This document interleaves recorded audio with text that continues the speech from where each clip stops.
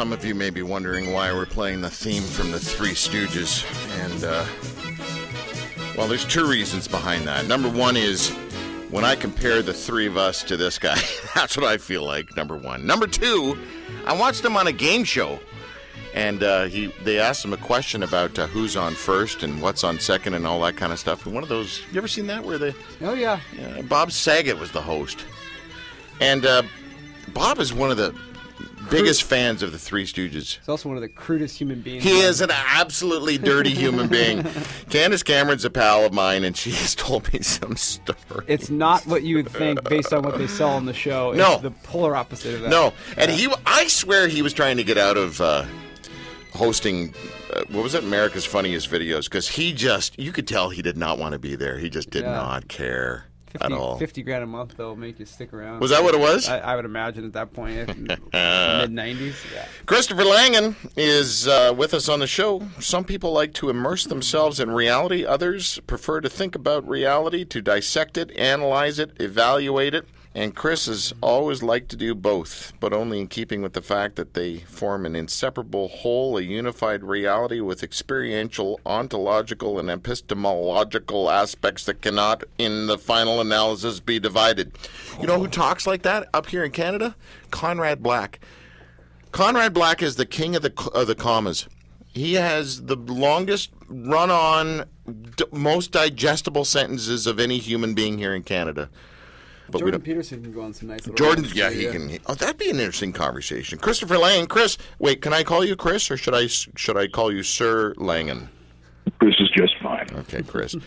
Chris, have you and who would you like to have a little verbal dance with? Of all the talking heads out there these days, I know it's not Johnny Wonder.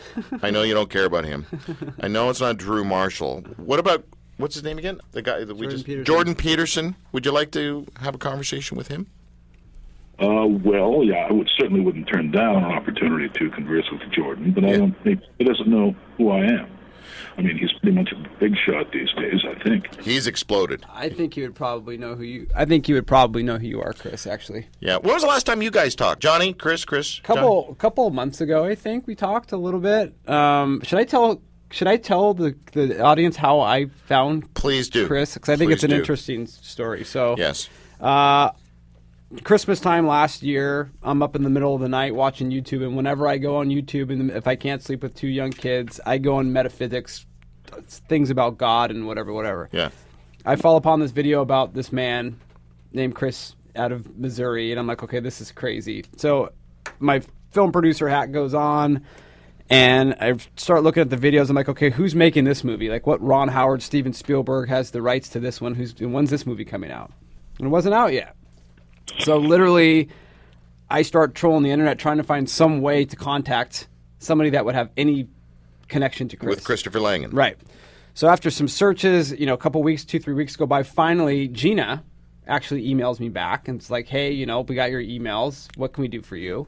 And that's Christopher's missus. That's Christopher's beautiful missus. And I email back, like, I am a film producer from Los Angeles. I have a total agenda here. I have motives. I have everything you can think of. I really, really want to how do I talk to Chris? Yeah. And she's like, he can talk to you tomorrow at 8 o'clock. And at that moment, I realized I'm going to have to get on the phone and talk to this man. Yeah. And I'm an idiot. Yeah. And he's obviously very, very, very, very smart. Yeah. So, the one thing talking to Chris, he obviously very humble man, very smart man, but gave me the opportunity to try to explain what it is I thought that he was trying to do. Yes. I was in the ballpark, but I'll end with this. He said something to me that literally, it's the one thing that I will say to people in reference to Chris Langan that blows everybody's hair back. Yeah. And I think one of the questions I asked you, Chris, was kind of like, why aren't you a billionaire? Like, why, how come, if you're obviously very smart, how come you haven't made billions and billions of dollars? Because typically that's what people expect the smart people to do. And his answer, and I'm going to paraphrase a little bit, but his answer was, I was basically entrusted with the knowledge, like, I don't know why I'm so bright, I don't know why I see the world the way that I do, but ultimately, my responsibility to you, to my wife, to the world is to answer the questions that nobody else can. That's why I'm doing this. Wow. And not to handle money, not to do that, but my responsibility to you is to answer the tough questions. And I'm like, literally, my hair almost fell out of my head. Yeah. and I'll let him go from here. So let's let Chris go. Well, that's all the time we have for Christopher Langan. I think it's a good introduction, though. If you want to put into context who he is, there you go. Oh, man. Hey, Hey, gotten to know Johnny very well so far. Okay. yeah, he's doing well, Yeah, well, the world does not need another techie billionaire. We have enough of those, and they're really misbehaving lately. I've been censored heavily myself on the internet. You know, we've all got troll problems out there, but I have a worse one than most people, simply because I do have what I claim are answers to fundamental questions. And this is, you know, there's a tremendous noise factor out there these days with everybody claiming to have the answer. But I've had an answer that has been out there since the late 1980s. It was actually announced all over the world. It was even in Popular Science here in the U.S., but it has remained on the back burner basically because academia, everybody in academia, of course, has their own explanation for why things work as they do. And they all think of themselves as being the smartest person in the world, so there's no room for a guy like me out there. So here I still am, plugging away, and hoping that people will finally listen to what it is. Well, okay, so look, man, I mean, where do you even start with a guy like you? I mean, I was reading and listening and watching, and here are the top 3 points that I came up with about you. Are you ready, Chris? This is what I've come up with. Okay, it better be good. No pressure. You can't drive, you're divorced twice, and you're a neat freak. That came up on the screen in that game show that you were on, and I couldn't believe that stuff was there. What? It said what? It said you can't drive, you're divorced twice, and you're a neat freak. Are those things true? I've only been married once. I'm still married to my wife. I can drive. I'm a very good driver. If you saw this house, you wouldn't think of me as a neat freak at all. That's so weird. Not at least half on my wife. Oh, yeah, okay. All right. What I want to know is, you've said, is faith relevant? You've said faith is dead. People no longer have faith in anything. We're going to have to make logic do where faith once stood. Yeah, well, you know, there's always been this dichotomy between faith and knowledge. You know, with people tend to separate it. There are actual whole schools of philosophy on why and how those two things should be separate, but it's really irrational to separate them. I mean, it's irrational to have faith in something of which you have no knowledge, because if you have no knowledge of it, you can't even identify it. And it's absurd to have knowledge in something in which you have no faith, because if you know it, then of course you should have faith in it. So you really can't separate the two, and I'm just trying to bring the two of those things back together. Okay, so I have realized in my own personal journey, Chris, that doubt is more compatible with faith than certainty. That's a tagline I've been hanging on to. How does that sit with you, that line? Doubt is more compatible with faith than certainty. Doubt is more compatible with faith than certainty only because faith exists in the absence of knowledge. If faith were coupled with knowledge, then you would have a little bit of certainty there to go along with the doubt, and there wouldn't be that asymmetry. Of course, we're always going to have a certain amount of uncertainty about what reality is and where it's going, but there's also a basis for knowledge on that score, and we need to recognize what that basis is. So Solomon, in his pursuit of wisdom, came to the end of it and said, everything's worthless. He kind of got all, gothic on the world. A dose of cynicism there. Yeah, a little bit. How do you not let cynicism run your show? Well, I'm a content-oriented kind of guy. I actually have a very structured theory, and if I work within that framework, I can actually get answers for questions that are important to me, and there's just no room for cynicism there. I mean, there's plenty of reason to go on and to continue, because I have a love of knowledge, and that's basically what life has given me. That's my lot, and I enjoy it as best I can. What was the last bit of knowledge that you, I guess, discovered or dug up or kind of brought into your world and life and lived it out that really transformed you? So information, knowledge is just knowledge unless it becomes something that's transformational. So what is the piece of knowledge that transformed you the most? Well, I guess it's that reality talks to itself. You ever talk to yourself? I mean, you stand in the mirror and give yourself a kind of a soliloquy.